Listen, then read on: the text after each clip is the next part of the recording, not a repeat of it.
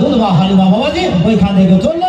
এবার হালিমার ঘোড়া যেন বাবাজি আর যেন চলছে না। কেন চলে না, কেন চলে না? হালিমা বারবার করে যেন লাঠি দিয়ে ডান্ডা দিয়ে যেন আঘাত দিচ্ছে বাবাজি, আর যেন ঘোড়া আগে যেন বাড়ছে না।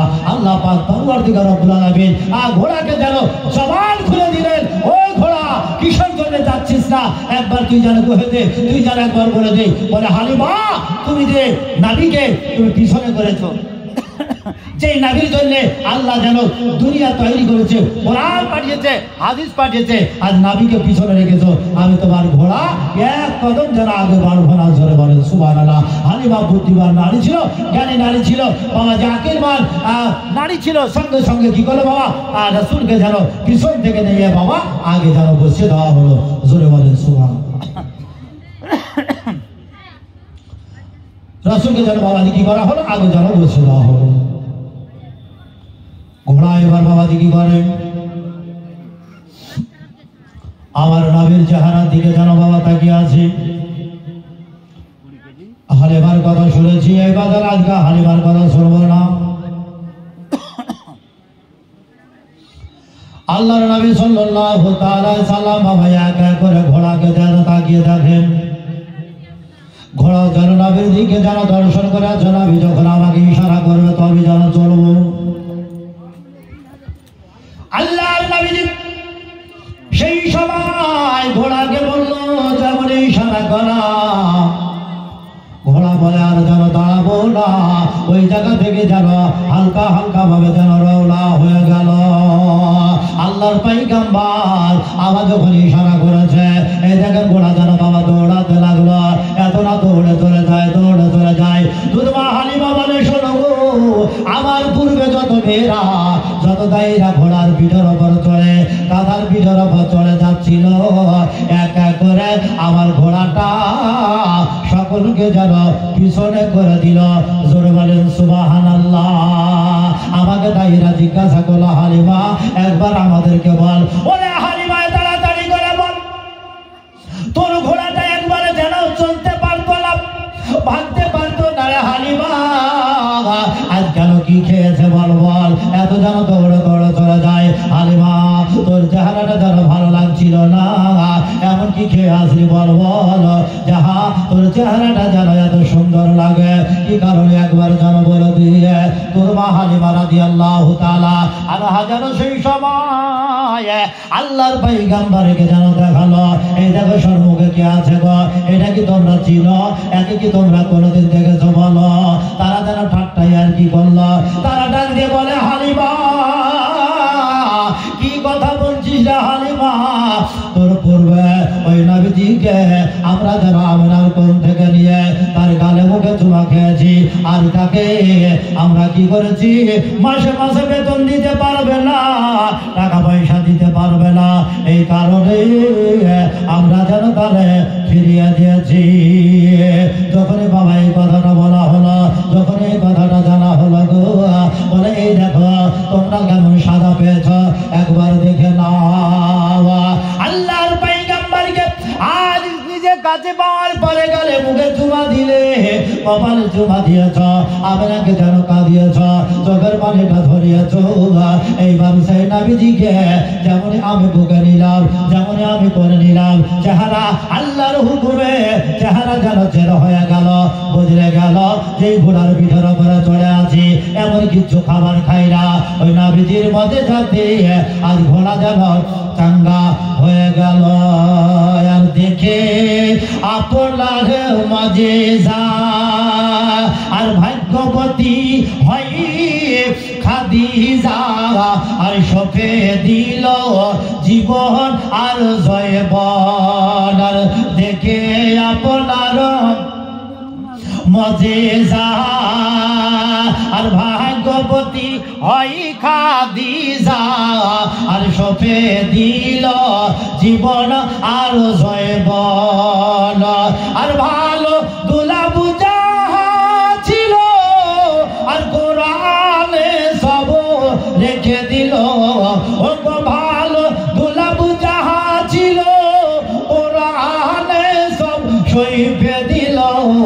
আপনারে বা নাই নাইল আপন আপনা রেবা নাইল আপন আল্লাহর নবী নূরে নবী গো আল্লাহর নবী নূরে নবী গো আপনি নবী আমার জীবনের জয়বল আর দেখিয়া হযরত বেলাল আর প্রেমেতে হইল মাতাল আর পাইল উমায়ারি জালাতন দেখিয়া হযরত বেলাল আর প্রেমেতে হইল মাতাল আর পাইল উমায়ারি জালাতন আর ভালো দুলাবু যাহা ছিল আর কুরআনে সব রেখে দিল আপনারে বা নাইল আপন আপনা রে বা নাইল আপন আল্লাহ নবী নূরে নবী গো আপনি নবী আমার জীবনের জয়বন আপনি নবী আমার জীবনের জয়বন নবীর সঙ্গে কতটা নাদার ভালোবাসা ছিল বাবজি আজ এক এক করে ওইখান থেকে যেন বাবাজি রওনা হয়ে যাচ্ছে এইবার বলে দেখো আমার ঘোড়াটা কিচ্ছু খেলো না আর তাও দেখা যায় নবীজির মুআজিজাতে কি হয়েছে ঘোড়াটা যেন অতি সুন্দর হয়ে গেছে আমি হালিমা কিচ্ছু যেন খাই নাই তাও মনে হচ্ছে যে আমার চেহারাটা অতি সুন্দর হয়ে গেছে জোরে বলেন সুবহানাল্লাহ একমাত্র নবীজির মুআজিজাতে জোরে বলেন সুবহানাল্লাহ বাবারা ভাইরা আপনাকে আমাকে মহব্বত রাখতে হবে ভালোবাসা রাখতে হবে রাসূলের সঙ্গে কিন্তু বাপজি দুনিয়ার বুকে যারে মা বাবা চলে গেছে আল্লাহ রাসূল সাল্লাল্লাহু আলাইহি সাল্লাম বলেছেন যার পিতা দুনিয়া থেকে চলে গেল সে যেন একটা জান্নাতি ফুল যেন হারিয়ে দিল যার মা জননী দুনিয়ার মুখ থেকে বিদায় নিয়ে চলে গেল সে যেন কি করলো দ্বিতীয় যেন জান্নাতি ফুল যেন হারিয়ে দিল বাবারা ভাইরা পিতা মাতা দুনিয়ার বুক থেকে অনেক আব্বা জননী চলে গেছেন ভাই চলে গেছেন আজ মা জননী গো আমি একজন এতিম আজ আমি আপনাদেরকে বলতে চাই আমার মা পিতা দুনিয়ার বুক থেকে আমার ছোট্ট অবস্থায় রেখে আমার আব্বা জননী চলে গেছেন আজ মায়ের কথা আজ আমার মায়ের মৃত্যুর দিন আজকে বাংলা হচ্ছে পৌষ মাসের 22 তারিখ আমার মা জননী আজকের দিনে যেন মৃত্যুবরণ করেছিল জাস্ট গতকালকে যেমন জালসা হয়েছে মুর্শিদাবাদ জেলাতে সেই দিনটাও জালসা ছিল এই 22 তারিখে মাকে জোহরের নামাজের পর দুটোর পর জানাজার নামাজ সম্পূর্ণ করে তারে দাফন কাফন করেছি মা জননী দুনিয়ার বুক থেকে চলে গেছে ওগার আমার মা জননীরা বলতে চাই মায়ের খেদমত আমি বেশি দিন করতে পারি না মাত্র 9 থেকে 10টা বছর খেদমত করেছি মায়ের স্বামী আর স্ত্রী মিলে মা জননী বিছানায় পায়খানা পেচ্ছাপ করেছে আমি অতটা দেখভাল করতে পারি না কেননা আমি বিদেশ চলে যাই এদিক ওইদিকে চলে যাই যতই রাত্রি হোক না কেন মুর্শিদাবাদ জেলায় যেখানে থাকি না কেন রাত্রিবেলায় বাইকে করে ফিরে চলে আসার জন্য চেষ্টা করতাম কেননা মা জননী রাত্রিবেলায় পেচ্ছাপ পায়খানা যখন করবে আমার স্ত্রী সকালবেলায় পরিষ্কার করতে কষ্ট হবে অসুবিধা হবে এই কারণে যতই রাত হোক না কেন কমিটিকে বলে বাড়ি ফিরে চলে আসতাম মাকে কোলে করে নিয়ে টিবলের পার্শ্বে নিয়ে যেতাম আমার স্ত্রী আমার মা জননীকে পরিষ্কার করতেন আমি মুখটাকে ফিরিয়ে থাকতাম টিবলের হাত নাকা দিয়ে আমি টিবলটাকে চাপতে থাকতাম পানি বের করতে থাকতাম মা জননী আজকের দিন দুনিয়ার বুক থেকে আমাকে এতিম বানিয়ে চলে গেছে আজ लगभग 7 বছর আজকে মায়ের দুনিয়া থেকে যাওয়ার ডেট সন্ধ্যার পরে আমি ফোনে কথা বলছিলাম বাড়িতে বাড়ি থেকে ফোন করলো যে আজকে ডেটটা দেখতে হবে, কত তারিখ আছে। তারিখটা দেখে বুঝতে পারলাম যে বাংলা পৌষ মাসের 22 তারিখ আছে। 22 তারিখটা যেমনই দেখলাম সঙ্গে সঙ্গে মায়ের কথা মনে পড়ল। মা দুনিয়া থেকে চলে গেছে। ফোনটাকে রেখে দেওয়ার পরে ঘরের মধ্যে চোখের পানি ঝরিয়ে কান্না করেছি একা। আজ মা কবরে জানি না 7 বছর কি অবস্থায় আছে। বাবারা ভাইয়েরা অনেকে দোয়া করার জন্য বলছেন, বাপ মার জন্য, ছেলের জন্য। জানি না অন্ধকার কবর কি অবস্থায় আপনার আমার আত্মীয় স্বজনকে রেখেছে। গড়ের মধ্যে কান্না করে মনকে বললাম, মন আজ মাকে নিয়ে কয়েকটা কথা বলে আমার মা বোন যারা থাকবে, বাবা ভাই সকলকে নিয়ে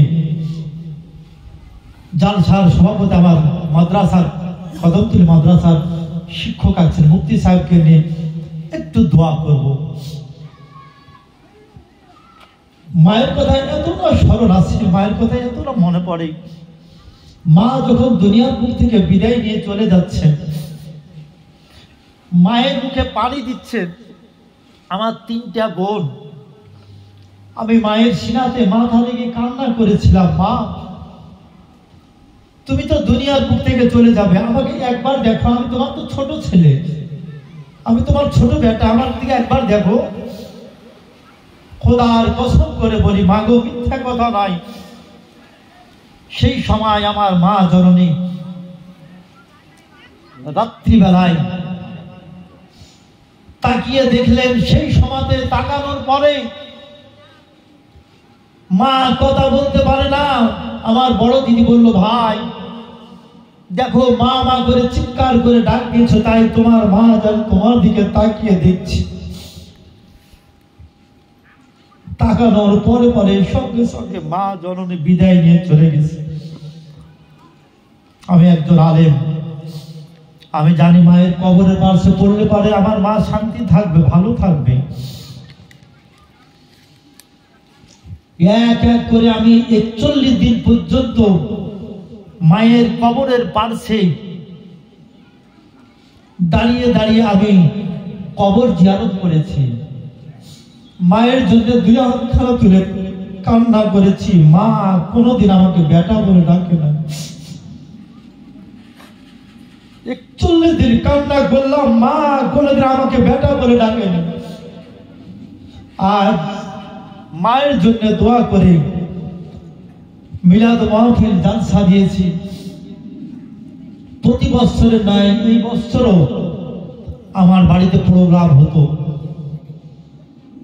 আমার আব্বা জননী এই বাংলা মাসের 28 তারিখে, আমি সেই সময় ছোট্ট ছিলাম, আব্বা চলে গেছে আর মা গিয়েছিল 22 তারিখে।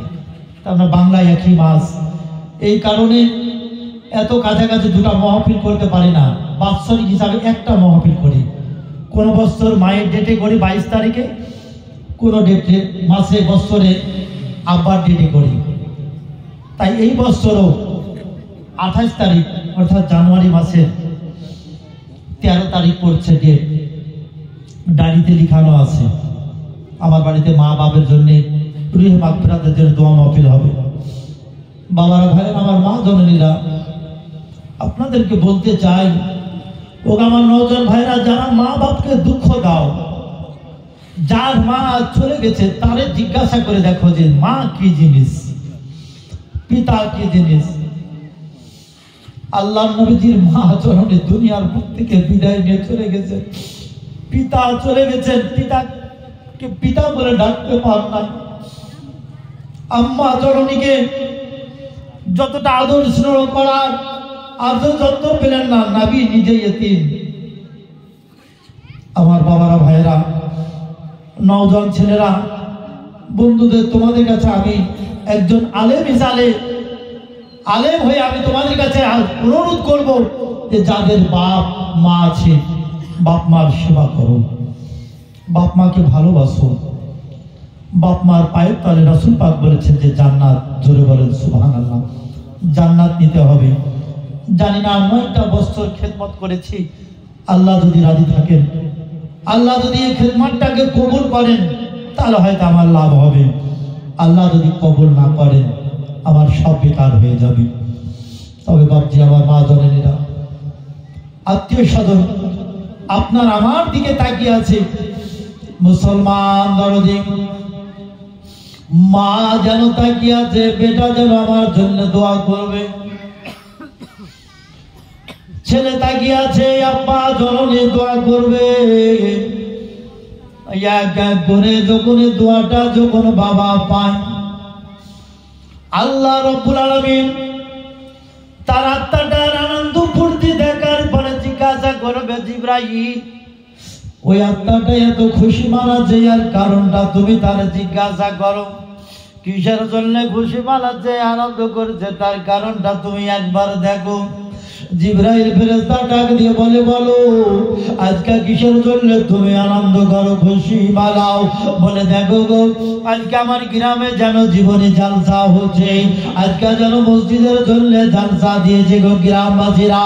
আমি জানি গো, আমার বাপ মা দুনিয়ার বুকে আছে, আমার আত্মীয় স্বজন ছেলে মেয়েরা দুনিয়ার বুকে আছে গো।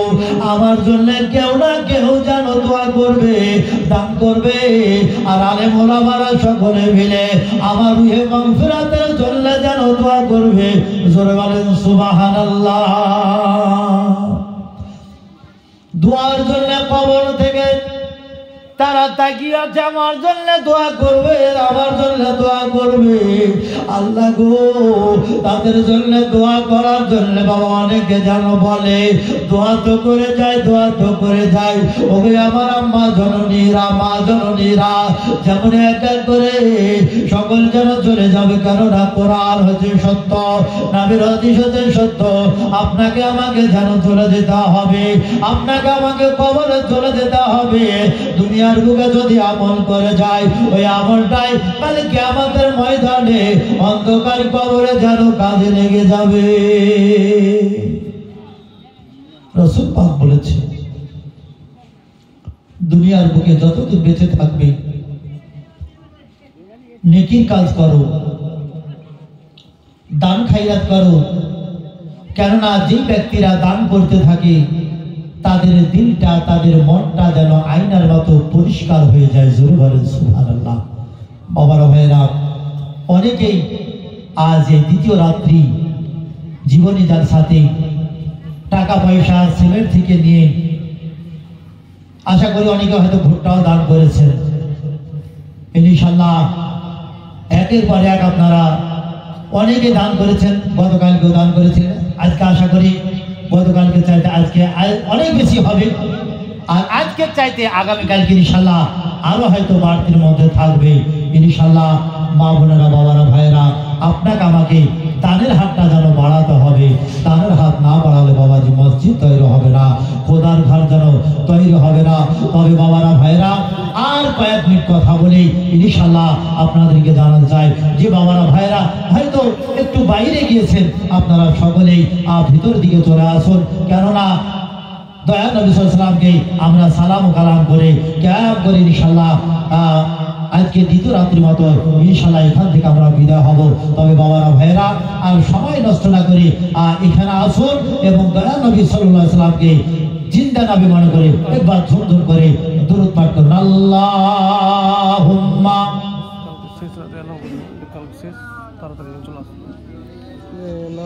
মাওলানা মুহাম্মাদ ওয়ালা আলিহি সাইয়্যিদিনা মাওলানা মুহাম্মাদ সাল্লাল্লাহু তাআলা আলাইহি ওয়াসাল্লাম।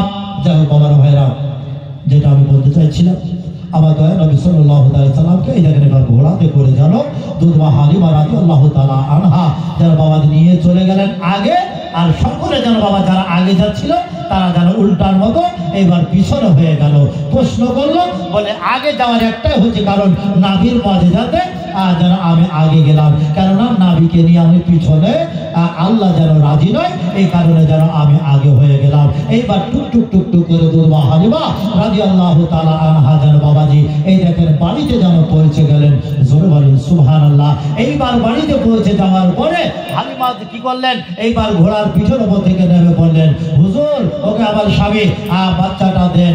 এইবার নাবিকে যেন বুকে নিলেন, এইবার স্বামী যেন বাবা নিচে নেমে গেল, ঘোড়াটাকে বাইরে রাখা হলো। তবে আমার মা বোনের আগে এইবার কি করা হলো, নাবিকে যেন বাবা ধরতে দেওয়া হলো। নাবিকে একটু পাকড়াও করুন, আমি কমসে কম তালাটা খুলে আমার 3টা যে সন্তান ঘরের মধ্যে আছে আমি ঘর থেকে যেন তাদেরকে বের করে নিই। তালাটা খোলা হলো। তালাটা খোলার পরে 3টা সন্তানকে বের করে পরিষ্কার পরিচ্ছন্ন করে 2টা যেন বাবা ঝুল্লু তৈরি করা হলো। ডান দিকে যেন বাবা রাসূলকে শুইয়ে দিলেন, আরাম করিয়ে দিলেন, আর বাম দিকে নিজের সন্তানকে বাবা মুআফকে যেন শুইয়ে দিলেন। বলা হয়েছে বাবা দুর্বা হালিমার 3টা বাবা সন্তান ছিল, যে বেটিটা একটা ছিল বেটি আর 2টা ছিল বাবা বেটা। বেটিটার নাম ছিল ফাতেমা, একটা বেটার নাম ছিল আব্দুল্লাহ, ছোট বেটাটার নাম ছিল মুআফ। সে যেন মা জননীর স্তনের দুধ বাবা পান করতে থাকতো। যাই হোক বাবারা ভাইরা, এইখান থেকে আগামীকাল আলোচনা হবে। অনুরোধ করছি মা বোনেরা আগামীকালকে একটু সকালে আসার জন্য চেষ্টা করবেন। আমি যে 8টার সময় আসছি, আগামীকালকে আমি लगभग 15-20 মিনিট আগে চলে আসবো। 8টার আগে স্টেজে এসে আলোচনা হবে। আগামীকালকে বেশ একটু লম্বা টাইম নিব, लगभग লম্বা একটু টাইম নিব। আপনারা সকলেই একটু সকালে আসার জন্য চেষ্টা করবেন। ওয়ামা আলাইনা ইল্লাল বালাগ। আসসালামু আলাইকুম ওয়া রাহমাতুল্লাহি ওয়া বারাকাতুহু। বলার মধ্যে ভাষার মধ্যে ভুল ত্রুটি ক্ষমা প্রার্থী। তওবা আস্তাগফিরুল্লাহ রব্বি মিন কুল্লি যামবি ওয়া তাওবা ইলাইহি লা হাওলা ওয়া লা কুওয়াতা ইল্লা বিল্লাহিল আলিয়্যিল আযীম। আসসালামু আলাইকুম ওয়া রাহমাতুল্লাহি ওয়া বারাকাতুহু। দয়ার নবী সাল্লাল্লাহু আলাইহি সাল্লামকে হাজির নাজির মনে করে একটু ক্যাম্প করে নিন। ইয়া নবী